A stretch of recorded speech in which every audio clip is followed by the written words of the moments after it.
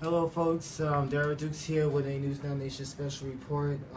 As you probably heard earlier in the day, Rand Paul, the son of Ron Paul, has decided to throw his name into the 2016 elections. If you don't know who he is, as I just mentioned about 10 seconds ago, he's the son of Ron Paul. He is also a Republican from the great state of Kentucky, who ironically went to Duke University, and as you also know by now, Duke University won the NCAA tournament yesterday against Wisconsin, 68-63. And also, Red Paul is also a trained orthopediologist.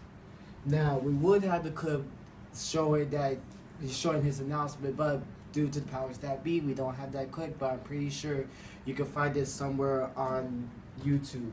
But one of the quotes that he used today to kick off his presidential run was, and I quote, "We come to take our country back."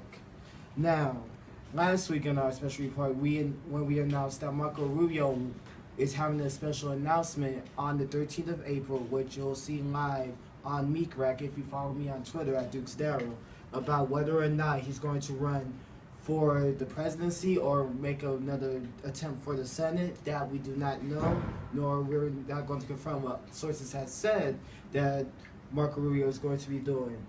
But to add on the caveat to this about Rand Paul, according to Real Clear Politics, if we were to find out who will be running on the GOP ticket, Rand Paul will most likely be in the tie between Senator Ted Cruz, who he announced he was running for president, Mike Huckabee, which he'll around this summer making some sort of announcement whether or not he wants to run.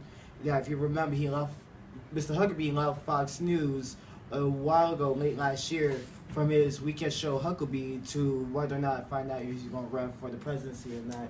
And also Ben Carson, who we haven't heard too much about him already.